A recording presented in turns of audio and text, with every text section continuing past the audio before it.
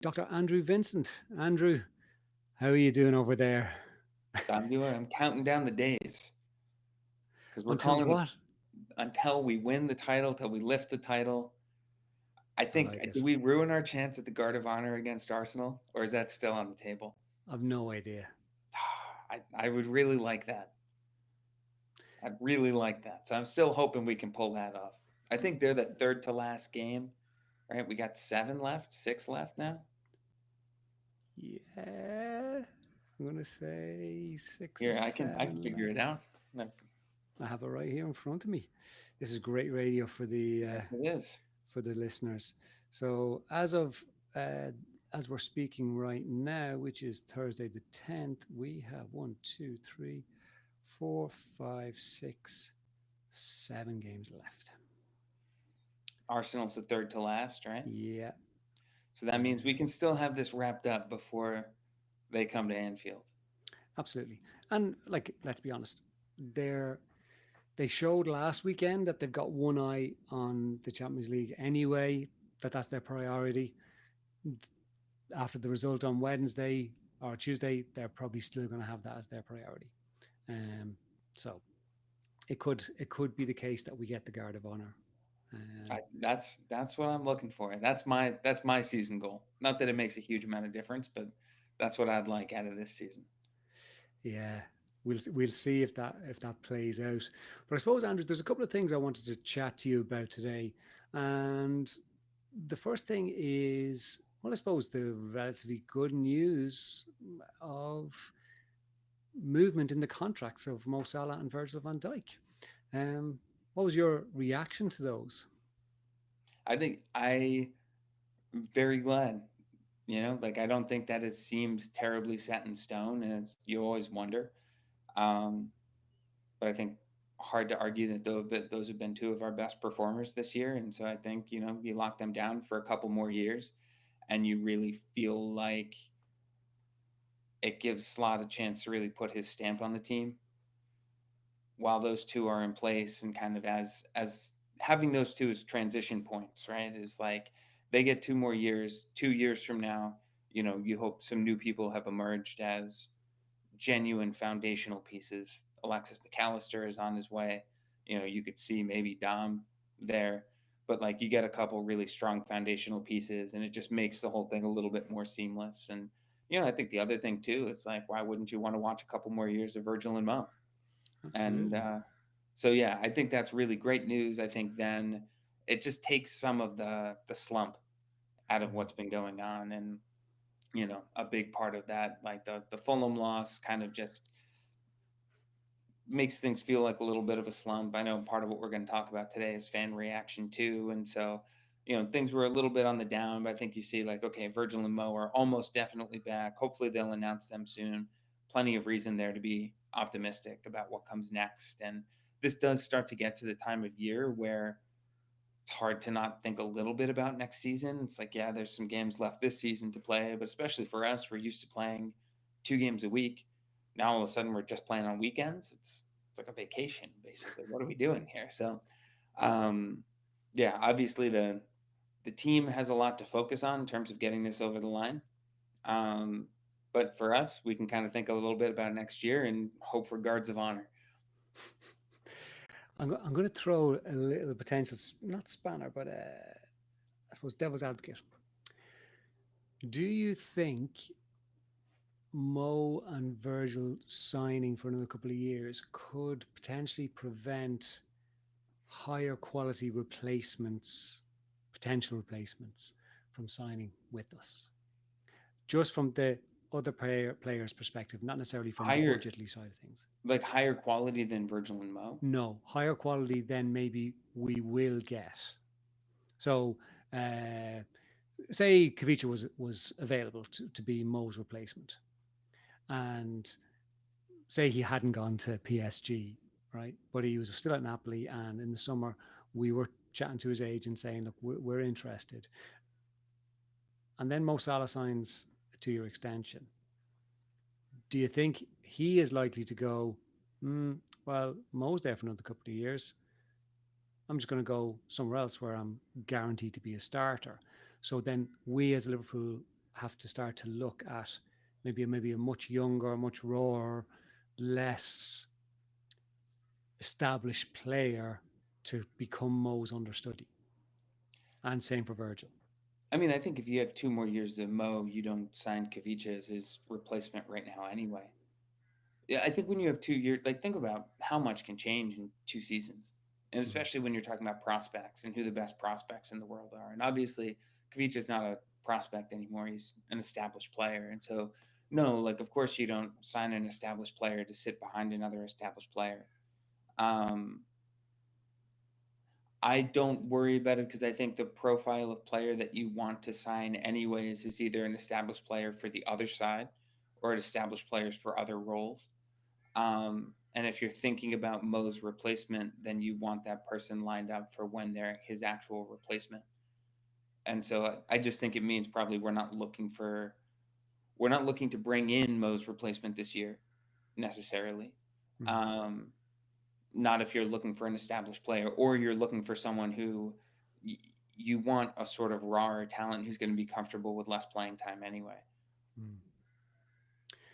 And I would assume the conversation has happened where, with the players that, look, lads, we over the next couple of years, we are going to have to bring somebody else in. So you guys aren't going to be playing every single match. Or do you reckon they've been told the opposite? I mean, why would you say why? Like yeah, I would not imagine that conversation takes place. Or if it did, honestly, I would think it's a little premature. Mm-hmm. And while on the one side, like I think you can certainly expect some decline from both of them over the next 2 years, certainly isn't guaranteed. I mean, Mo's an anomaly. Physically, the shape he keeps himself in, he wasn't. Certainly he was playing. He was highly thought of at a younger age, but he's not someone who's been playing 3 games a week since he was 17. It's Mm-hmm. not like he broke into the Manchester City first team or like whatever the Chelsea first team at 17 in a way where he was constantly playing. So it's not like he showed up really on the biggest stage with a ton of miles. Um, so you never know what's Mm. possible there. And I think with those two especially, no, like they're not players who you say, look, like as part of this 2 year contract, we just need you to know that in year two, you're probably playing less. I don't think that's a great way to get them to sign on for 2 extra Maybe you should take care of the negotiations. I won't bother. I'll leave you to that. years. Look, lads, you're probably not going to play that much, but we'll give you a ton of cash. Yeah, no, I wouldn't say that's I, how it went either. yeah, no, I think that would create some issues. I I just think you never know what you're going to be able to get from them, and you just think of how much the reality is of what changes in 2 years. And I think that's one of the things that sometimes it's just so easy to forget is like I don't know, like we think so often about like, oh, get this 19-year-old because then they can play for us for 10 years. And it's like that just doesn't happen like that usually. If you get 3 or 4 really good seasons from a player, if you get 2 really good seasons from a player, that's well done. Like that's and so I think if you hope for 2 good seasons for Mo and Virgil, then you look at signing another extension. Great, then I think you've done well. And if they're not playing super well at that point, then you don't think of another extension, or maybe you're hoping to move both of them on at some point in that second year. Um, Totally possible too. So, I think with those, it's going to be good news. If they're close, if we know they're close, then their teammates know that they're close or that it's basically done. The team can start to kind of settle in a little bit because I think as much as I think those two moving on would start to feel unsettling, especially while we need these 4 runs. And we got to clean things up, right? Like we haven't looked very good since coming back from this break, and we didn't look great right before this break. So there's stuff to clean up and stuff that needs to be changed. And so this definitely, so often I talk about how certain moments affect the internal narrative. And I think just for the group, this sense of, okay, what do we start to look like next year? These two are still the foundations. It creates some sense of stability that I think is a good platform for, really locking in for these final 7 games. That makes a lot of sense. And I suppose just building on what you just brought up, the fact that we have been on a not great run, and hold on, we just lost our second league game of the season. Absolute meltdown. Now, obviously, there's contextual elements to that as well. But I wanted to kind of talk a little bit today about the fan reaction because like we do spend a lot of time talking about players and what we think players might experience or how managers and coaches might handle certain things, and every so often we dip into the fan side of things, and you know, people might like it, might not like it, but I suppose the the meltdown that's been occurring and the fear on social media, if you were to follow social media, um, which you don't, as you shake your head. But people are starting to genuinely worry and buy into a narrative that, oh no, we're slipping into a title race, which technically is possible, but realistically, highly, highly unlikely. Is there anything you would say from your experience of dealing with people, not necessarily just athletes, but people, like that? How could we manage this a bit more effectively so it's not ruining people's week if Liverpool were to go and lose to West Ham, or where there's it's not like, you know oh my God, we're thrown away, we're going to be the laughing stock of the league because we'll have thrown away the biggest lead with the least amount of time left, and you know all the other fans will be taking the piss out of us, and that kind of stuff. Yeah, I mean, there's a few different things that I think are really important here. And like one of them is it was a hard game to watch I last didn't week. see it. Okay, yeah, it was a hard one to watch. Like Okay. watching, I think it was their second goal, but it could have been the third, where it's like Iwobi's just kind of at the top of the box. He's inside the box, but like at the top of the box, there's two people on him. He's pretty well marked. He makes a small move, he shoots, and it goes in, and you're just like, there is no reason that he should have been able to get that shot through. There is no reason that that should end up in the back of the net. Like it's just that's a contained situation, and he didn't do anything especially brilliant to make it happen. And so I think sometimes when there's a game that's that frustrating, the energy of that frustration has to go somewhere, right? And it's easy to look at that performance on that day and say, hey, if we played like this in every game for the rest of the season, that could be legitimately problematic. And it could. Like if we played that badly, I don't think there's a good reason to assume that we'll play that badly. I'm excited to see what Arne Slot does with some training time. I think these players on full rest is also an interesting prospect. Um, so there's plenty to look at that game and in isolation be frustrated. And then narrative wise, of course, you see kind of that build. Well, we didn't play well there. We didn't play well there. We lost, we got knocked out in the Champions League. We lost there. Now we lost to Fulham coming back. That's not a great result. And like, here we go. We blew it last year. And so I think when you just look at narratives, I can understand where those narratives come from. Um, I do think, though, this would fall into the category of like for fans, it matters a little less because you can be all over the map as a fan. It doesn't like you're not really going to affect a ton, although sometimes like the mood in the stadium can affect what's going on in the pitch or whatever. But like I think, if this was within the team, it would fall into the category of don't tell anyone over it under pressure, but what I would refer to as momentum management, which Mm. really comes down to how do you recognize your emotional state? How do you recognize what's going on in terms of how events are affecting your narrative? And how do you make sure that you don't create sort of this doomsday narrative and that you can kind of really step up the fight in the next challenge, that you can put your best version of yourself forward in the next challenge. And so, I think here what I'm seeing is like from the fans who are losing their minds, and plenty or not, I'm sure, but from the ones who are losing their minds, it's just an issue of that exact thing, is how this is affecting the overall narrative, how that fits into what happened last season. Something we really want could slip away here. Technically, that's true. I think it's incredibly unlikely.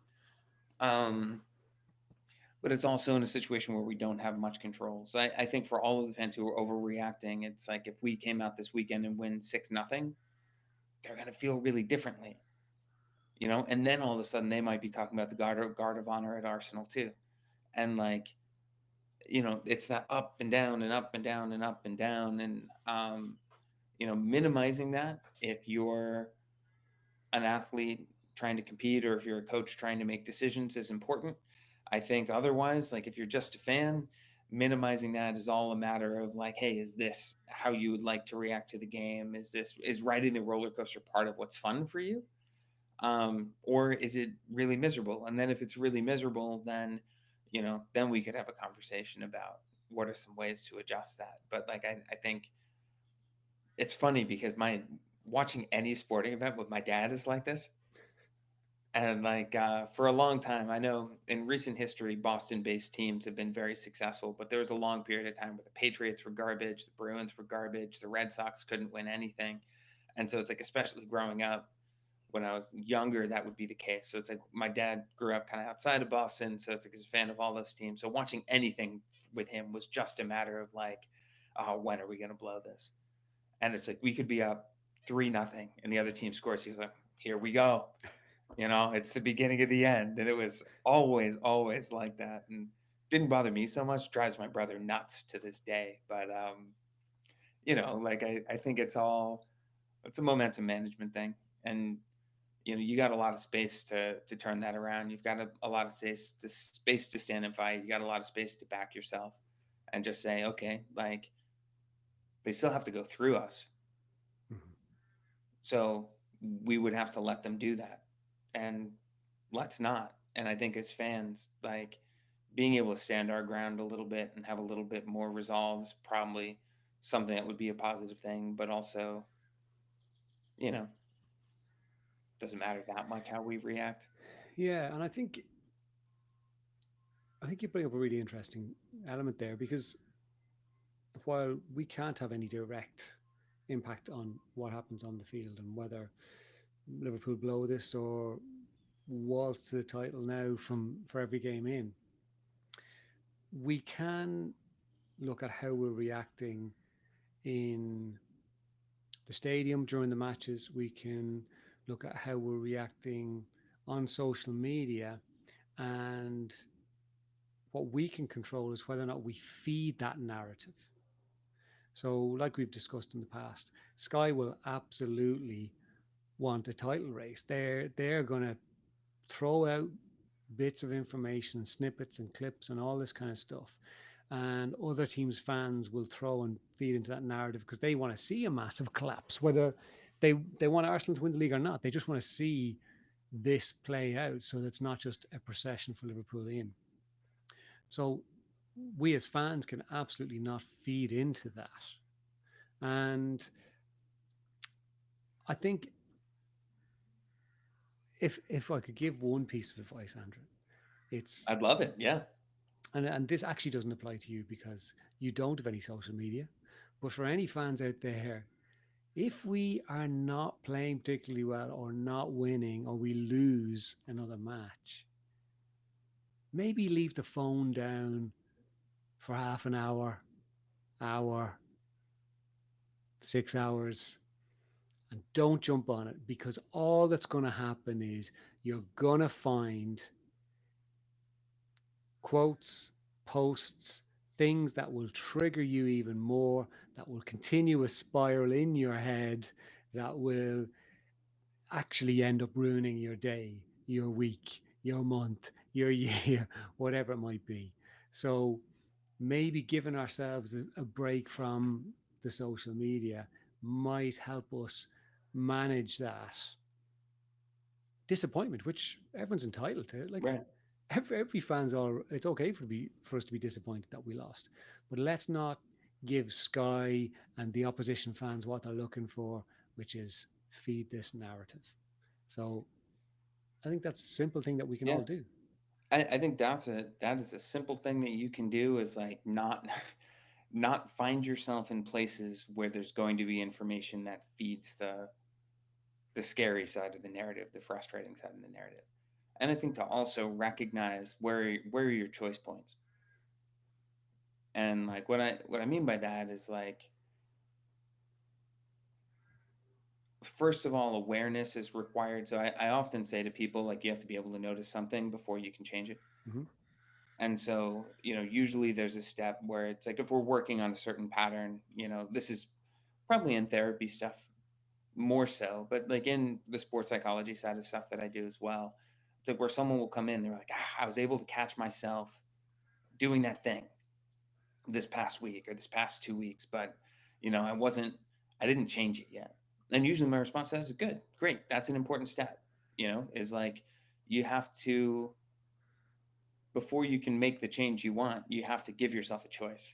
That's my favorite way to say it. If I can think about it, is before you can make the choice you want, you have to give yourself a choice.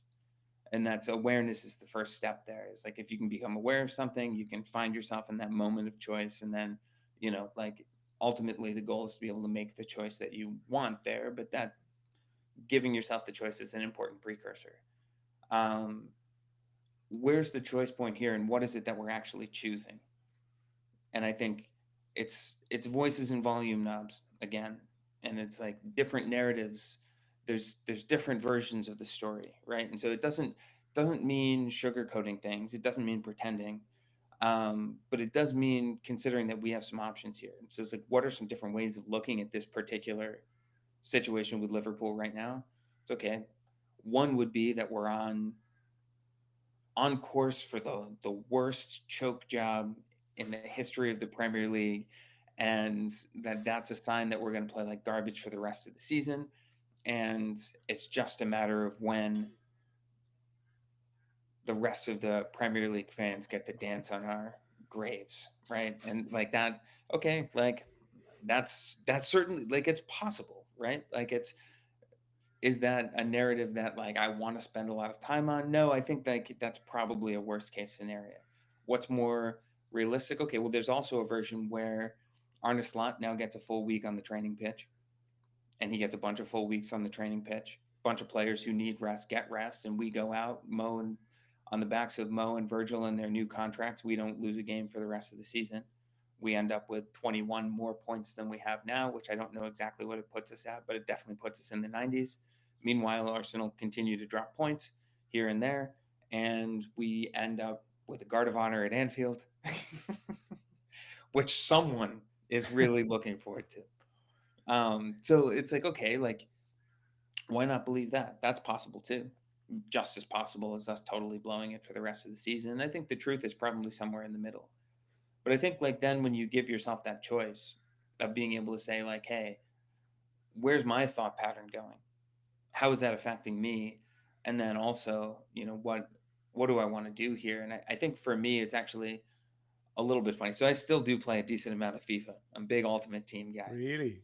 And despite my best sports psychology training and understanding, I can certainly, less so over the past like 2 or 3 years, but like more so like historically, like just end up on tilt there.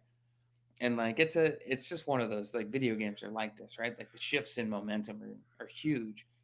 And it's like you have a choice. Like if you're up 3-0, like FIFA's one of those games where you can easily find yourself down 4-3 at some point. It's like you have a choice there. It's like, do I want to fall apart and toss this game away and be so mad and go on tilt? And can you catch yourself doing that? Or do you want to say, like, no, fuck, like, I can still go beat this person? And like, you have an actual moment of choice if you can give it to yourself of like, what do you need to do?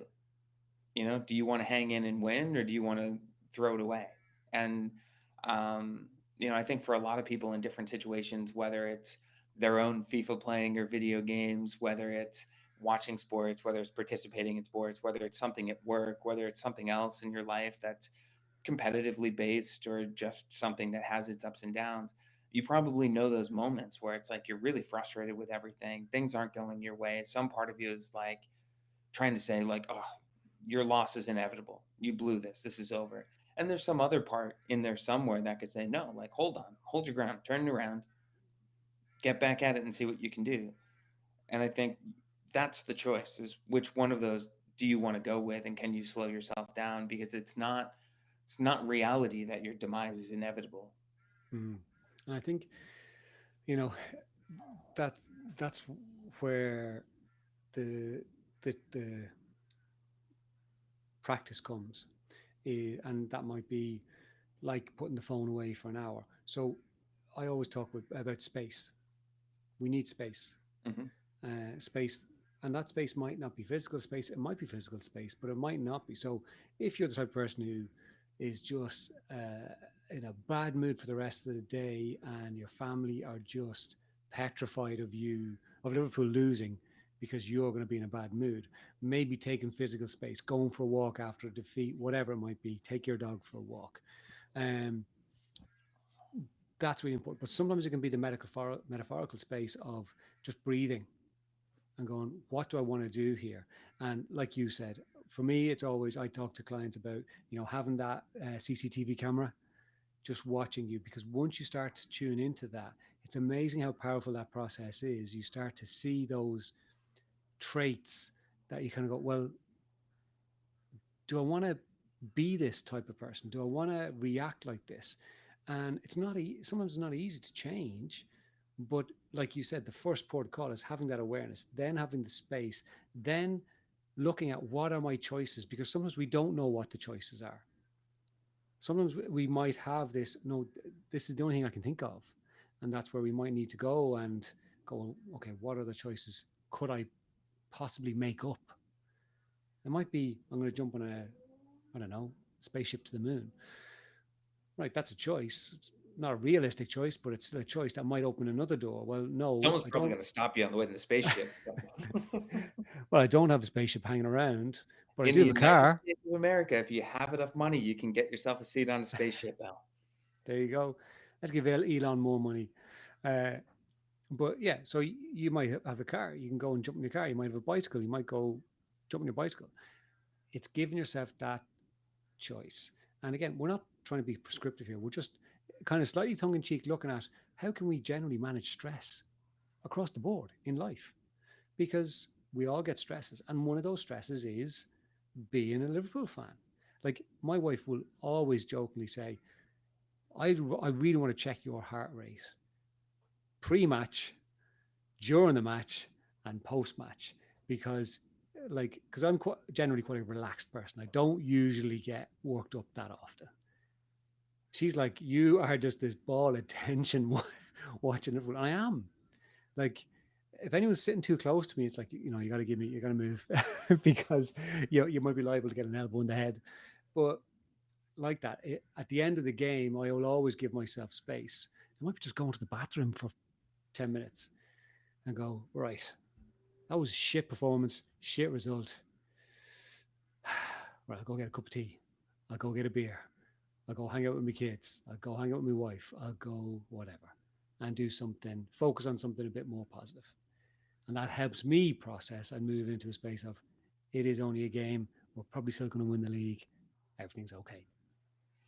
Yeah, and I think it's like like you're saying, giving yourself that choice, Mm-hmm. right? And being able to recognize how you respond, and recognize also that you're not stuck responding the way you're responding. And so, yeah, I don't want this to feel too prescriptive to fans and saying, if you're losing your mind, you got to figure it out and adjust. But like, I think there's an important point here that's on the fan side, that's on the coach side, that's on the player side, and I think even for the players right now, there is some momentum that they need to change. That was a bad game.